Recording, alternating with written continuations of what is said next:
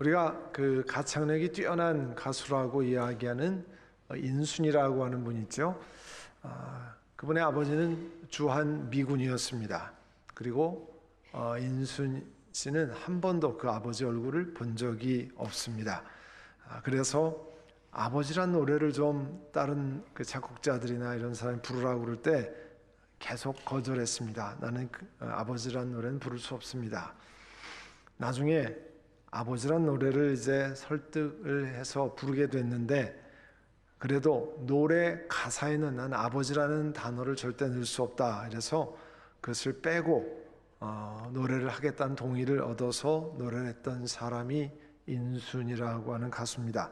그분이 아버지란 노래를 시작할 때 시작 전에 이런 멘트를 하고 시작합니다. 어릴 적 내가 보았던 아버지는 커다란 산이었습니다. 지금 내 앞에 계신 아버지의 뒷모습은 어느새 야트막한 둔덕이 되었습니다. 부디 사랑한다는 말을 과거형으로 하지 마십시오. 그리고 이어서 노래를 부릅니다. 그리고 노래 끝에 가슴속에 노래 끝말이 이렇게 돼요. 가슴속 깊은 곳에 담아두기만 했던, 그래 내가 사랑했었다. 아버지를 향한 고백을 하는 거죠. 긴 시간이 지나도 말하지 못했었던, 그래 내가 사랑했었다. 그러면 조선시대에 가축을 잡는 사람 백정이라고 그러잖아요. 영어로 부처, 각종 동물을 잡는 사람인데 조선시대 가장 천한 사람들로 취급받았죠. 사대문 안에 백정들만 모여 사는 마을이 있었는데 인구조사할 때도 백정들은 인구에서 빠졌습니다. 이름도 없고 아무리 나이가 들어도 양반의 아이들이 지나가면 그 앞에서 머리를 숙여야 했던 사람들이 백정이었습니다. 그 박성춘이라는 백정의 아들로 그 백정의 마을에서 박성춘이라는 사람이 태어나서 아버지도 백정이었고 부인 이제 결혼했는데 부인도 백정이고, 그래서 아들 둘을 낳았는데 참 안타깝게도 부인은 포졸들에게 맞아서 죽고 작은 아들은 병들어서 죽은 정말 비운의 사람이었습니다. 그런데 큰아들만 어떻게든지 잘 살려서 멸시천대를 면하게 하겠다고 생각해서 당시 선교사 세뮤얼 무어, 지금의 승동교회인데요, 곤단골교회 안에 있던 무료 학교 학당에 보냈습니다. 그리고 아버지와 아들 모두 열심히 예수를 믿고 부자가 예수를 잘 믿는 사람, 그래서 아버지는 그 나중에 그 승동교회 장로가 되셨습니다.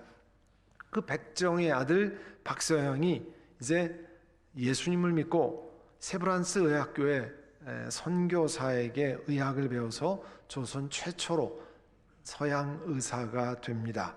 그리고 만주 간도에 일제시대잖아요. 병원을 세우고 민족교육기관을 세웠습니다. 그리고 독립운동단체인 대한국민이 열심히 참여했어요. 그리고 독립군에 유일하게 군의관 딱 의사 한 사람이 이 박서영이라는 사람인데, 의사로서 사회적인 신분, 물질을 다 누릴 수 있었지만 당시 우리나라 형편상 이제 잃어버린 나라를 찾고자 하는 그런 일에, 독립군 운동에 자기 자신을 드린 사람이었습니다. 그리고 그 아버지, 자기 자신에게 백정이라고 하는 운명의 굴레를 원망하기보다 그걸 극복할 수 있다는 믿음에 앞장섰던 아버지, 그래서 백정 해방운동을 벌이고 신분 철폐운동을 벌였던 분이 그 아버지거든요. 그 아버지의 위대한 유산이 그에게 있었습니다. 아들은 아버지의 삶을 닮아가는 자신을 발견하면서 아버지란 이름의 거룩함을 깨달았습니다. 그리고 이런 고백을 드립니다. 아버지, 당신이 계셔서 내가 있을 수 있었습니다. 여러분, 아버지 날에 자신의 아버지께 이런 말씀을 한번 드려보시기를 바랍니다. 딸과 아들이 아버지에게 드릴 수 있는 최고의 고백이 될 겁니다. 아버지, 당신이 계셔서 내가 있을 수 있었습니다. 오늘 본문은 이스라엘 사람들이 그렇게 추앙하는 모세라는 인물의 이야기를 드디어 시작합니다. 레위 가문의 한 남자가 있는데 같은 레위 가문의 여자를 아내로 맞았습니다. 하나님께서 모세를 이 땅에 있게 하신 그 아버지가 도대체 어떤 가문의 집안이냐 누구냐 하는 것을 가르쳐주면서 이 모세에 관한 이야기가 시작이 됩니다. 근데 출애굽기 2장 2절에 보면 그 여자가 임신해서 아들을 낳았는데 성경에 보면 하도 잘생겼다 뭐 이렇게 해서 잘생겨서 살리고 못생겨서 버리고 뭐 그런 차원의 얘기가 전혀 아닙니다. 남이 모르게 석 달 동안이나 길렀다 했는데요. 여기서 잘생겼다는 히브리어로 토브라고 하는 내용인데 이건 뭐냐면 창세기 1장에 보면 하나님이 말씀하시되 빛이 있으라 할 때 빛이 있었는데 그 빛을 하나님 보시기에 좋았다 그랬잖아요. 그 좋았다랑 똑같은 단어를 썼습니다. 그 얘기는 뭐냐면 레위 가문의 아빠 엄마 통해서 아기 모세가 낳았지만 그걸 하나님이 창조하셨다고 하는 암시를 주는 내용이에요. 엄마가 3개월 동안 왕의 명령은 다 아들이면 강물에다 갖다 버리라는 거 아니에요? 최선을 다해 숨겼습니다. 근데 더 이상 숨길 수가 없었어요. 이집트가 통치하는 상황에서 몰래 숨기는 것도 한계가 있잖아요. 그래서 급기야는 버려야 되는데 그냥 강물에 버릴 수는 없잖아요. 그러니까 강물이 새지 않게 바구니에다가 상자에다가 역청과 송진을 바르고 그 아이를 상자 안에다 넣어가지고 갈대숲 사이에다 놓았습니다. 근데 그 모세의 누나가 있었죠. 미리암이라고. 그 미리암이 멀찍이 서서 아이가 도대체 어떻게 될까? 그 바구니가 어떻게 될까? 주의 깊게 지켜보고 있었습니다. 목숨을 걸고 3개월 동안 아이의 생명을 지켜내다가 할 수 없어서 갈대 상자에 넣어서 강가의 갈대 사이에 놓았던 믿음의 엄마. 그 이름을 성경은 요게벳이라고 그러죠. 그 마음과 믿음을 묵상하면서 어떤 마음이었을까 하고 만든 노래가 연평한 시간 요게벳의 노래잖아요. 그 노래에 요게벳의 노래에 이런 가사로 시작을 합니다. 작은 갈대 상자 물이 새지 않도록 역청과 나무진을 칠하네. 어떤 마음이었을까? 그녀의 두 눈엔 눈물이 흐르고 흘러 동그란 눈으로 엄마를 보고 있는 아이와 입을 맞추고 상자를 덮고 강가에 띄우며 간절히 기도했겠지. 그리고 맨 뒤에 이런 후렴구가 있습니다. 너의 삶의 참 주인, 너를 이끄시는 주 하나님 그 손에 너의 삶을 드린다 하는 고백을 반복합니다.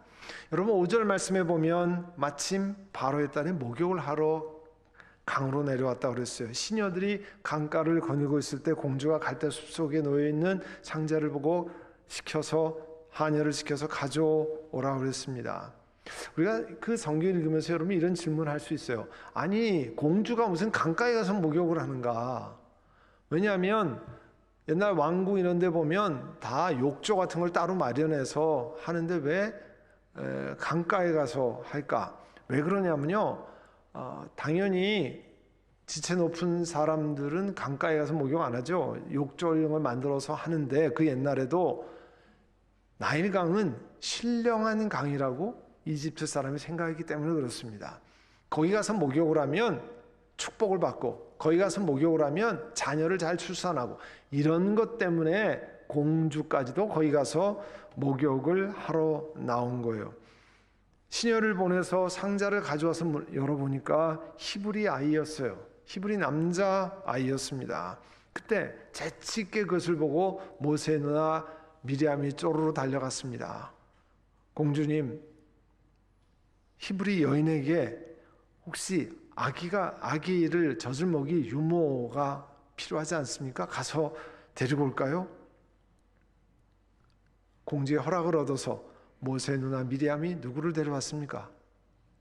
자기 엄마를 데려온 거잖아요. 모세 엄마를 데리고 와서 여기 젖을 먹일 히브리 여인이 있습니다. 그래서 공주가 이 아이를 맡아서 좀 길러달라, 젖을 먹여달라 그렇게 했습니다. 10절에 보면 그 아이가 다 자라네. 이 다 자란다는 건요, 장성해서 청년이 됐다 그런 뜻이 아니고 그 젖을 뗄 때까지 자라는 거 한 2, 3년 정도로 보는데요.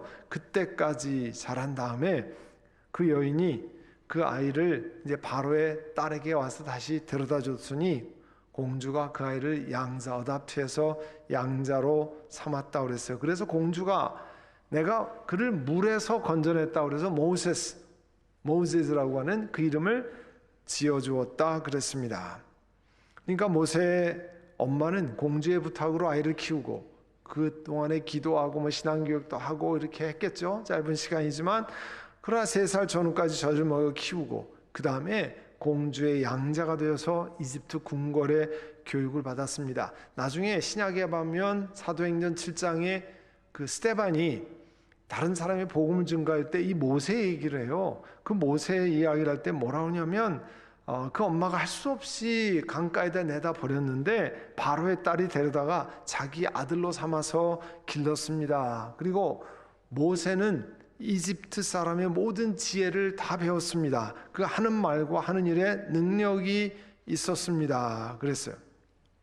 자, 1장 마지막에 바로 왕이 아기를 갖다가 남자아이면 강물에다 갖다 버리라고 그랬잖아요.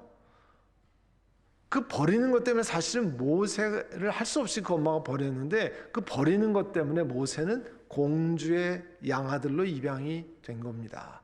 그리고 그 궁궐에 가서 이스라엘의 지도자가 될 훈련을 궁궐에서 받게 되었습니다. 그러니까 하나님은 사람의 생각과는 전혀 다른 방식으로 하나님의 사람들을 훈련시키시고 또 키워내는 거예요. 생각지 않게 갖다 버릴 수밖에 없었던 상황인데 그를 키워서 궁궐에서 훈련시키도록 그렇게 했습니다.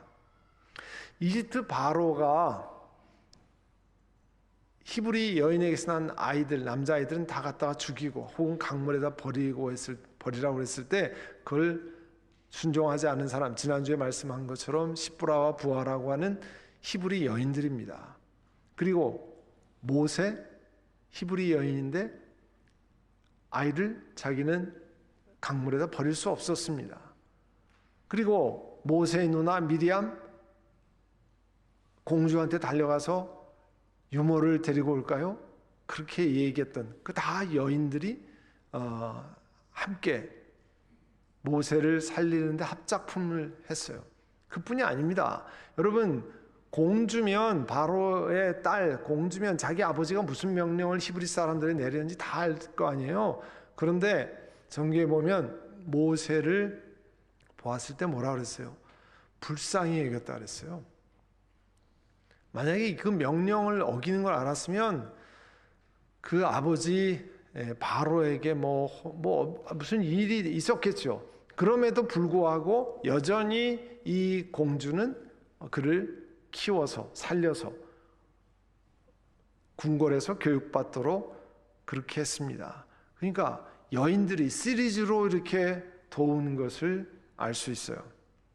모세가 이제 정말 장성한 다음에 이제 가만 보니까 동족 히브리 사람을 도와야 되겠다는 생각을 했습니다. 그리고 바깥에 나갔더니 히브리 사람을 괴롭힌 이집트 사람, 아마 모세가 그 궁궐에서 훈련을 잘 받아서 그 사람을 때려서 죽인 다음에 모래에다 파묻었다고 그랬습니다. 그리고 그 다음날 나간 게 보니까 히브리 사람들끼리 싸워요. 같은 민족끼리 이렇게 싸우면 됩니까? 이렇게 이야기를 했더니 그 사람이 다짜고짜 누가 당신을 우리 재판관으로 세웠느냐. 그리고 아니 어제는 이집트 사람을 죽이려고 그러더니 오늘 나를 죽이려고 그러느냐. 이게 들통이 난 겁니다. 그래서 두려워하고 있는데 그 얘기가 벌써 궁궐에 들어가서 바로가 모세를 잡아서 죽이려고 한다는 소식이 들렸습니다. 그래서 할 수 없이 도망을 가는데 그것이 지금 아라비아 반도에 있는 쪽, 거기 그 시내 반도하고 아라비아 반도 사이가 아카바만이거든요. 그 근처에 사는 사람들이 누구냐면 미디안 사람들이에요. 그 미디안 광야로 도망을 갔습니다. 미디안 광야에서 어느 날 우물가에 앉아 있는데 아버지 양떼에게 물을 먹이는 일을 하는 딸들을 만났습니다. 중근동 지방에 그 양을 치는 일을 여성들이 하는 일이 많았다고 그래요. 그런데 이 여성들을 잘 도와서 물도 먹이고 해코지 하는 목자를 내쫓기도 하고, 그래서 물을 잘 먹였습니다. 양떼를. 그랬더니 이를 계기로 해서 그 미디안 제사장 이드로의 집안에 살게 됐습니다. 그리고 그 딸 시보라와 결혼을 해서 이집트와는 멀리 떨어진 곳에서 모세는 이제 생활을 하고 그냥 아버지로, 남편으로 또 양을 치는 그런 사람으로 생활을 하게 됐습니다. 그리고 또 세월이 많이 흘렀어요. 23절에 보면 세월이 많이 흘러서 이집트 왕이 죽었다고 그랬습니다. 그리고 이스라엘 자손이 고된 일을 하는 것 때문에 탄식하고 부르짖었다고 그랬어요. 그게 그 소리가 하나님께 들렸다고 그랬습니다. 그런데요, 중요한 것은 들렸으니까 하나님이 구원을 하시나? 그렇게 되어 있지 않아요. 24절에 보면 하나님이 그들의 탄식하는 소리를 들으시고 아브라함과 이삭과 야곱에게 세우신 언약을 기억하셨다. 언약은 커버넌트라고 그러잖아요. 오늘날로 말하면 계약, 컨트랙트라고 그러는데 옛날엔 커버넌트, 성경에는 커버넌트, 지금의 컨트랙트랑 좀 다릅니다. 개념이. 좀 이따 설명을 드리죠. 그런 언약을 기억하셨다고 그랬어요. 하나님이. 이게 무슨 소리일까? 창세기 12장 1절 이하에 보면요, 아브라함이 어디 있었습니까? 갈대아우르, 지금 이라크 지방에 살고 있었어요. 근데 하나님이 그에게 나타나셨습니다. 그리고 너는 내 집안을 다 떠나서 내가 지시하는 땅, 지금의 가나안 땅으로 가라 그랬습니다. 거기 가서 큰 민족을 이룰 것이라. 그리고 내가 네게 복을 주어서 내가 크게 이름을 떨치게 하겠고 복의 근원이 되게 할 것인데, 너를 축복하는 사람에게 축복하고 너를 저주하는 사람을 내가 저주할 것이다. 너로 인해서 수많은 사람들이 복을 받는 복의 근원이 되게 할 거다 이야기했습니다. 그래서 아브라함 한 사람에게 약속이 전해졌는데 그 약속이 아브라함에서 그 아들 이삭에게, 그 언약이 이삭에게서 야곱으로. 그래서 오늘 본문 24절에 보면 하나님이 아브라함과 이삭과 야곱의 한 언약을 기억하셨다, 그렇게 이야기하고 있습니다. 그런데요, 창세기 15장에 보면 하루는 하나님께서 아브라함을 데리고 바깥으로 나갑니다. 그리고 하늘을 쳐다보라요. 밤하늘을 쳐다보니까 수많은 별이 있는데 내 자손들이 저렇게 많아질 거라, 그렇게 얘기했어요. 근데 그 당시 성경을 보면 아브라함에게 아들이 있었습니까? 없었습니까? 아들이 없었어요. 내 자손이 저만큼 많아진다고 그랬는데, 쓸 수도 없을 만큼 많아진다고 그랬는데 아들은 없었어요. 그럼 우리 같으면 얼마나 좀 황당하겠습니까? 지금 아들도 없는데 후손이 저렇게 많아진다는 거예요. 그냥 아브라함이 하나님께 여쭈었어요. 그러면 그렇게 사람이 많아지고 가나안 땅을 우리가 차지한다고 그러는데 제가 어떻게 알 수 있겠습니까? 예를 들면 이런 거예요. 우리 선한목자교회에 이 친오일의 나머지 땅을 다 누가 시티 메이어가 준다고 약속을 했다고 칩시다. 그러면 여러분, 다음 내년부터 이 땅 다 선한목자교회 거다. 그럼 우리가 그냥 그렇습니까? 그럼 내년부터 가만히 있습니까? 우리 같으면 어떻게 하겠어요? 땅 문서를 좀 만들어 주셔야죠. 디드락을 해줘야 그 다음에 우리 거라고 알지 않겠습니까? 아브라함이 그렇게 얘기한 거예요. 아니, 이 땅을 차지하는 걸 우리가 어떻게 알겠습니까? 그럴 때 하나님이 뭐라고 얘기하냐면 동물들을 가져오라는 거예요. 3년 된 동물들, 뭐뭐 가져오냐면 암송아지, 암염소, 수양, 그 다음에 산비둘기, 집비둘기 한 마리씩 가져오는데, 비둘기 빼놓고 양, 염소, 순양은 반을 갈라서 양쪽으로 죽은 시체를 마주보게 하라는 거예요. 그러니 거기 동물을 죽이려면 피를 흘리고 이렇게 하고 양쪽을 열고 가운데를 비워놓고 거기다 마주보게 했습니다. 이게 뭐냐면요, 당시 그 지방 주변에 있던 약속을 인증하는 시간이에요. 우리가 계약할 때 뭐예요? 다 쓴 다음에 서로 사인해야 되잖아요. 사인하기 전에는 효력이 없잖아요. 이 약속하는 것처럼 동물을 잡아서 반을 쪼개서 마주보고 피를 흘리고 그를 마주보게 하는 약속식의 일환입니다. 해가 질 무렵에 그렇게 해놓으라고 그랬어요. 잠이 들었습니다, 아브라함이. 그런데 아브라함에게 뭐라고 말씀했냐면, 이제 너희들과 너희 후손들이 400년 동안 괴로움을, 종이 되어서 괴로움을 받다가 내가 그 나라를 반드시 벌하고 그 다음에 재물을 가지고 거기서 나올 것이다, 그렇게 이야기했습니다. 해가 지고 어둠이 짙게 내렸어요.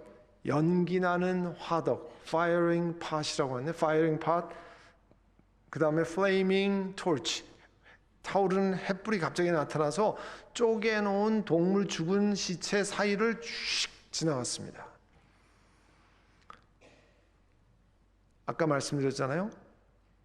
중근동 지방에서는 그 Ancient Near Eastern Area 그쪽에서는 약속이 정말 효력이 있을 때는 동물을 죽여서 잘라놓고 그 가운데를 약속 당사자가 둘 다 한 사람씩, 한 사람이 먼저 가서 왼쪽으로 돌아서 앞으로 오고 또 다른 사람이 가운데를 통과해서 돌아서 오른쪽에 앉아야 됩니다. 그래야 약속을 우리가 한 것이 됩니다. 그건 뭐냐면 약속을 지키지 않으면 이 동물이 죽은 것 같이 그렇게 된다는 거예요. 그러니까 이 약속은 깰 수 없는 약속이라는 거예요. 우리가 죽지 않으면 해결이 안 되는 약속이라는 거예요. 그 동물이 죽은 시체, 피 흘린 그 속을 두 사람이 각각 걸어서 약속을 어프로브하는 거예요. 비준하는 겁니다. 그런데 잠잔 다음에 아브라함은 잠자고 있는데 연기 나는 화덕, firing pot과 flaming torch, 이 타오르는 횃불이 그 안에를 지나가는데 이거는 presence of God, 하나님의 임재를 뜻합니다. 그러니까 이 연기나는 화덕, 타오르는 횃불이 동물의 가운데를, 죽은 가운데를 지나갔다는 얘기는 하나님의 임재가 그 안을 통과했다는 거예요. 아브라함은 가만히 자고 있었어요. 그러나 하나님은 그 가운데 통과했습니다. 그 얘기는 뭘 얘기하냐면, 아브라함아, 만일 내가 약속을 지키지 못하면 내가 이 짐승들을 죽여서 쪼갠 것처럼 내가 쪼개질 것이다. 그러니까 약속을 어기는 일은 없을 것이다 하고 하나님이 약속하는 거예요. 그게 아브라함과 하신 언약, 커버넌트예요. 그러니까 이 커버넌트는 좀 아까 뭐라 그랬어요? 이 약속은 안 지켜도 되는 겁니까? 안 지킬 수 없는 약속이 하나님이 직접 하신, 하나님은 우리 사람으로 하는 죽음을 걸고 하는 약속이라는 거예요. 그런데 모세가 저기 미디안 지방에 가서 아기 낳고 있고 백성들은 고통을 받고 하나님 앞에 아뢰했는데 하나님이 이 아브라함과 이삭과 야곱에게 한 약속을 기억하시고 그 다음에 그 종살이를 보시고 그들의 처지를 생각하셨다. 하나님이 그 언약을 기억하셨다는 거예요. 그 얘기는 뭐냐면 지금 이스라엘 백성은 우리가 고통스럽다니까 그래 그럼 내가 건져줄게 이렇게 하신 게 아니라는 거예요. 본래 몇백 년 전에 하나님이 하신 약속을 생각하시고 그 약속을 따라서 이스라엘 백성들을 건질 것을 계획하신다는 거예요.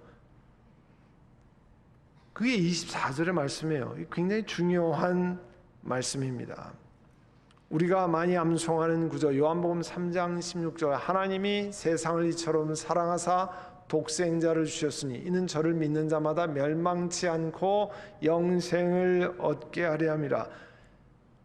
하나님이 세상을 이처럼 사랑하사 독생자 예수 그리스도를 주셨는데 예수 그리스도를 믿는 사람마다 멸망하지 않는다고 그랬어요. 우리가 하나님 앞에 얘기할 수 있잖아요. 우리가 멸망하지 않는 걸 우리가 어떻게 합니까? 우리가 땅 문서가 있듯이 집 문서가 있어야 되는데, 아니면 CD 증서가 있어야 되는데 우리가 어떻게 합니까? 우리가 영생을 얻는 것을 하나님은 뭐라고 말씀해요? 외아들을 주셨다고 그랬잖아요. 십자가에 달리시는 외아들을 십자가에 죽여서 그 십자가의 약속을 통해서 예수님을 통해서 죽으셨다가 부활하신 그 예수님을 사람들에게 내어주고 그 예수님이 언약하신 것을 믿으면 우리가 구원을 얻는다 그랬어요. 우리가 예수님이 십자가에 달려서 죽으시고 부활하실 때 우리가 한 게 뭐 있습니까? 혹시 여러분 뭐 한 게 있어요? 있으신 분은 저를 찾아와서 말씀을 좀 해주시면 좋겠는데요. 아무것도 한 게 없어요. 우린 온 인류는 예수 그리스도의 십자가에 달려서 죽으시고 살아날 때 아무것도 한 일이 없습니다. 그런데 예수님을 믿기만 하면 구원을 얻는다는 거예요. 하나님이 약속하신 겁니다. 그래서 로마서에 보면 공로가 있는 사람이 받는 보수, 우리가 일한 사람이 월급 받는 건 당연한 거예요. 근데 일을 하나도 하지 않는 사람이 월급을 받으면 은혜로 받는다 그러잖아요. 그래서 마땅히 받을 품삯이 있는 사람이 받는 거는 은혜가 아니에요. 그런데 받을 품삯이 없는 사람이 받는 게 은혜예요. 아무 공로가 없는 우리 같은 사람이 예수님 믿어서 구원받는 것을 하나님이 약속하셨다는 거예요. 사랑하는 성도 여러분, 하나님이 말씀하시고 하나님이 언약에 따라서 예수를 믿는 사람마다 멸망하지 않고 영생을 얻게 하려 함이라 했어요. 아브라함과 하신 언약을 기억하셔서 이스라엘 백성들을 건지신 하나님께서 예수 그리스도 안에서 저와 여러분을 똑같이 우리가 예수님을 믿기만 하면 그 하나님이 하신 언약에 따라 우리를 똑같이 구원하실 것입니다. 그 믿음을 가지고 이 땅을 살아가시기를 간절히 바랍니다. 기도하겠습니다. 우리 기도하실 때 하나님, 이제 이스라엘 백성들을 건지실 때 아브라함에게 하신 언약을 기억하시고 건지신 것처럼 예수 그리스도를 십자가에 달리셔서 예수 그리스도를 통해서 예수 안에서 우리를 건지시는 그 놀라운 은혜를 감사합니다. 우리 이 시간 하나님 앞에 감사와 기도를 드리겠습니다. 사랑하는 주님, 이스라엘 백성들을 종살이에서 이집트에서 건지실 때 아브라함에게 행하신 언약을 기억하시고 그들을 생각하셨다고 하신 우리 주님, 예수 그리스도를 십자가에 내어주시고 예수 그리스도를 영접하는 저희들에게 그 언약대로 영생을 허락하시는 그 하나님의 신실하신 하나님을 찬양드립니다. 그 하나님을 아빠 아버지로 모시고 이 땅을 살아가게 하신 것을 감사합니다. 하나님께 영광을 돌리고 찬양을 올리오니 하나님 기뻐 받아 주시옵소서. 아버지 한 분 한 분 하나님의 생명의 은혜를 찬양하는 하나님의 사람들 되게 하옵소서. 예수님의 이름으로 기도드립니다. 아멘.